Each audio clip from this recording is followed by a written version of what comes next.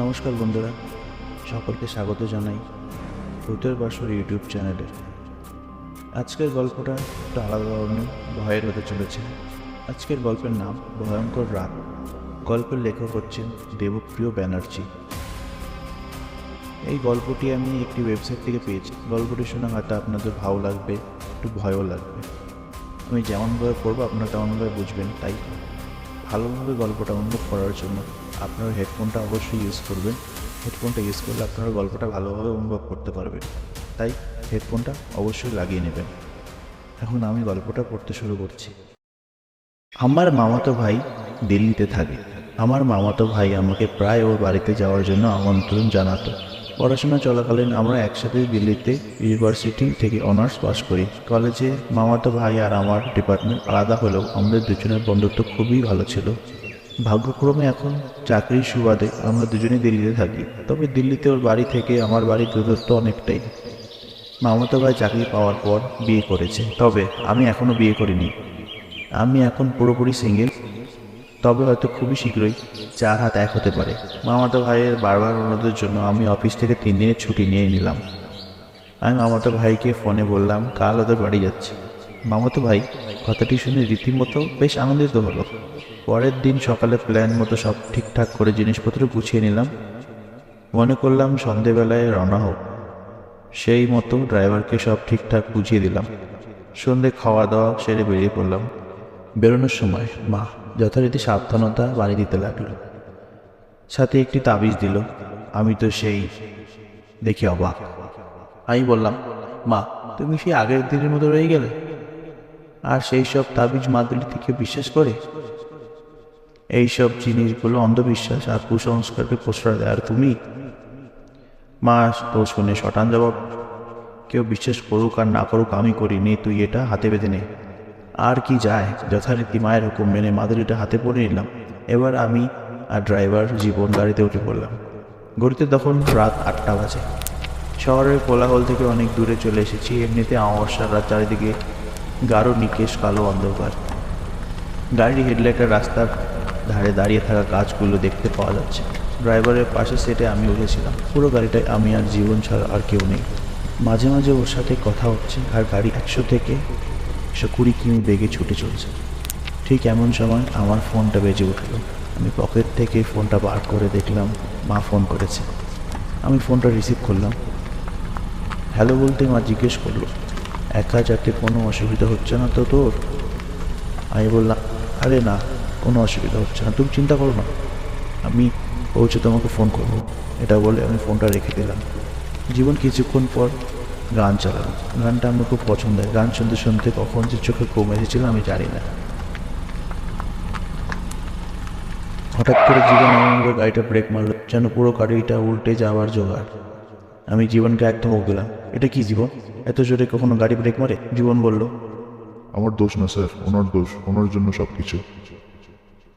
আমি আস্তে আস্তে গাড়ির সামনে তাকিয়ে দেখি প্রায় 21 থেকে 22 বছরের একটি মেয়ে একটি বাচ্চাকে কোলে নিয়ে দাঁড়িয়ে আছে। ঘড়িতে তখন রাত 12টা বাজে। মেয়েটি পরনে সাদা শাড়ি, শাড়ির আঁচলটি মাটির সঙ্গে গড়াগড়ি খাচ্ছে। চুলগুলো এলোমেলোভাবে হাওয়ায় উঠছে। আমি গাড়ির বাইরে বেরিয়ে এসে বললাম, কি ব্যাপার, আপনি এত রাতে এই শুনশান রাস্তায় বাচ্চাকে কোলে নিয়ে আমার গাড়ির সামনে কেন আসলেন? তখন মেয়েটি কান্না ভেজা কণ্ঠে বলল, আমাকে বাঁচান, ওরা আমাকে মেরে ফেলবে। আমি কোনো রকম ওদের ওখান থেকে পালিয়ে এসেছি। সামনেই আমার শ্বশুরবাড়ি, দয়া করে আমাকে আপনারা সঙ্গে নিয়ে চলুন। এটা শুনে আমি বললাম, দেখুন আপনি রাস্তা থেকে সরে দাঁড়ান, আমি আপনাকে নিয়ে যেতে পারবো না। এই কথা বলতে মেয়েটি আমার পা জড়িয়ে ধরে হাউমাউ করে কাঁদতে লাগলো। ওদিক থেকে জীবন বলল, আমাদের গাড়ির পিছন সিটটা তো খালিই আছে, আমরা না হয় ওকে এই বিপদ থেকে একটু সাহায্য করি, আর সামনে তো শ্বশুর বাড়ি, আমরা ওখানে ওকে নামিয়ে দেবো। জীবনের কথা শুনে মেয়েটাকে আমি গাড়িতে উঠতে বললাম। মেয়েটির বাচ্চাকে কোলে করে নিয়ে গাড়ির পিছনে সিটে গিয়ে উঠে বসলো। এরপর জীবন গাড়ি স্টার্ট দিল। কিছুক্ষণ পরে গাড়ির ভিতরে আবার জীবনের কেমন যেন একটি অস্বস্তি বোধ হতে লাগলো। একটা চাপা, কটু এবং বিশ্রী আষ্টে গন্ধ গাড়ির ভেতরটা যেন মম করছে। আমরা আর থাকতে পারলাম না। সঙ্গে সঙ্গে জানলা খুলে দিলাম। জীবন গাড়িটা রাস্তার ধারে দাঁড় করলো। হঠাৎ আমাদের দুজনের কানে একটা অদ্ভুত শব্দ এলো। মনে হচ্ছে যেন কেউ কিছু একটা ছিঁড়ে ছিঁড়ে খাচ্ছে। আমরা ভালো করে শব্দটা শোনার চেষ্টা করলাম। শব্দটি আসছে গাড়ির পেছন সিট থেকে। আমি আর জীবন একটু ভয় পেয়ে গেলাম। গাড়ির পিছনের সিটটা তাকিয়ে দেখলাম। তারপর আমরা যা দেখলাম তাতে আমাদের পায়ের নিচের মাটি সরে গেল। আমরা আমাদের নিজের চোখকে বিশ্বাস করতে পারছিলাম না। আমরা যে মেয়েটিকে গাড়িতে তুলেছিলাম, মেয়েটা এখন ভয়ানক দানবে পরিণত হয়েছে। সেই দানবটা বড় বড় হাত এবং সেই বড় বড় ধারালো নখ, চোখগুলো একেবারে টকটকে লাল যেন আগুনের গোলা। ঠোঁট থেকে লাল রক্ত ঝরছে। সারা শরীরে শ্যাওলা জাতীয় থকথকে পদার্থ গায়ে লেগে রয়েছে। সেই কি বিভৎস রূপ! আমরা দেখলাম দানবটা সেই ছোট্ট বাচ্চাটির শরীরটার মাংস পরম তৃপ্তিতে ছিঁড়ে ছিঁড়ে খাচ্ছিল।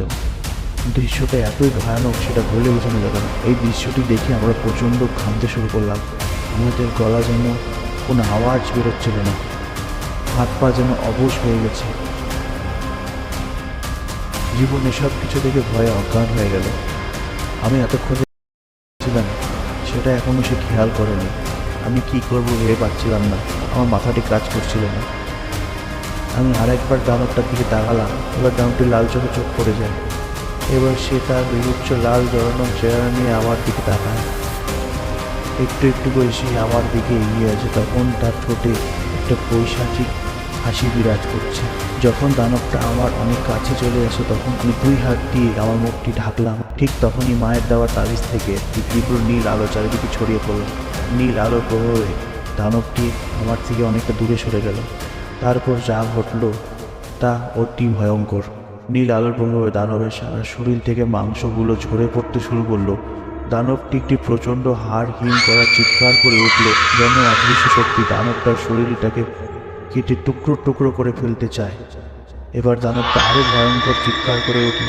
আমি দেখলাম দানবটার শরীরটা মাঝখান থেকে দুভাগে বিভক্ত হয়ে যাচ্ছে। সে এক হাড় হিম করার দৃশ্য যা আমি কোনোদিনও ভুলবো না।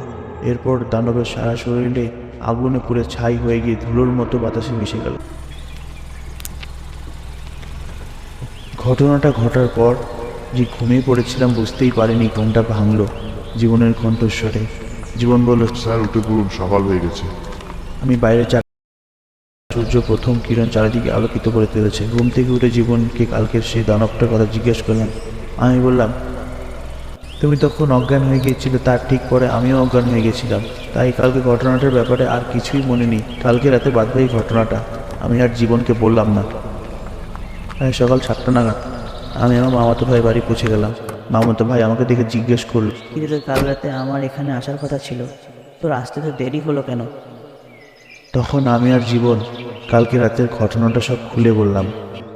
আমার মামাতো ভাই শুনে একটু গম্ভীর গলায় বলল, তোরা যে হাইওয়ে দিয়ে কাল রাত্রে এসেছিলি, সেই হাইওয়েতে প্রায় বছর 3 আগে একটা 21 থেকে 22 বছরের মেয়ে তার বাচ্চা সমেত কতগুলো লোক মিলে কুপিয়ে খুন করে তার লাশটি পাশের নদীতে ফেলে দিয়েছিল। তখন থেকে ওই হাইওয়েতে মেয়েটিকে ঘুরতে দেখা যায়। সেই জন্য হাইওয়েতে রাতে 10টার পর কেউ যায় না। তোরা হাইওয়ে ব্যাপারে কিছু জানতিস না, তার জন্য তোদের সাথে এরকম ঘটনা ঘটেছে। আমার মামাতো ভাইয়ের কথা শুনে আমরা একে অপরের মুখের দিকে তাকিয়ে রইলাম। কি বাঁচাটাই না বেঁচেছি কালকে রাত্রে আমরা। বন্ধুরা, এটাই ছিল ঘটনা। ঘটনাটার মধ্যে একটু ভয় ব্যাপার ছিল, কিন্তু ঘটনাটার শেষটা আর একটু ভালো হলে পারত। ঘটনাটা যে লিখেছে অস্বাভাবিকভাবে লিখেছে। ঘটনাটির মধ্যে ভয় কাজ করছে। আমি যে পড়ছিলাম আমার শরীরের মধ্যে শ্রীহরণ জেগে উঠছিল। এখন প্রায় রাত বাজে 2টোর কাছাকাছি। ঘটনাটা আমি এখন পড়ে শোনাচ্ছি। ঘটনাটি মারাত্মক ভয়ঙ্কর। আশা করি সবাইকে ভালো লাগলো ঘটনাটা। সবাই কমেন্টে জানাবেন গল্পের কোন পার্টটা ভালো লাগলো, আর গল্পটা শুনে আপনাদের ভয় লাগলো কিনা এটি অবশ্যই জানাবেন। গল্পটি ভালো লাগলো অবশ্যই একটি কমেন্ট করে যাবেন, একটি লাইক দিয়ে যাবেন। আপনারা যদি এরকম ধরনের গল্প যদি আরও শুনতে চান অবশ্যই সাবস্ক্রাইব করতে হবে আমার চ্যানেলটিকে। আর আপনাদের সাথে ঘটে যাওয়া যদি কোনো ঘটনা আপনারা শেয়ার করতে চান, আমার ডিসক্রিপশন বক্সে একটি লিঙ্ক দেওয়া থাকবে। সেটা ফেসবুক পেজেরও হতে পারে বা ইনস্টাগ্রামের প্রোফাইলেরও হতে পারে। সেখানে আপনারা আমাকে ডিএম করতে পারেন বা ইনবক্স করতে পারেন গল্প শেয়ার করার জন্য। আপনাদের দেওয়া গল্প যদি আমার ভালো লাগে আমি অবশ্যই আপনাদের গল্প কালেক্ট করে আমরা পরের ভিডিওতে শোনাবো। আশা করি সবাই গল্পটা ভালো লেগেছে। আবার দেখা হবে অন্য কোনো ভিডিওতে ভয় নিয়ে। গল্প নিয়ে। ভালো থাকবেন, সুস্থ থাকবেন।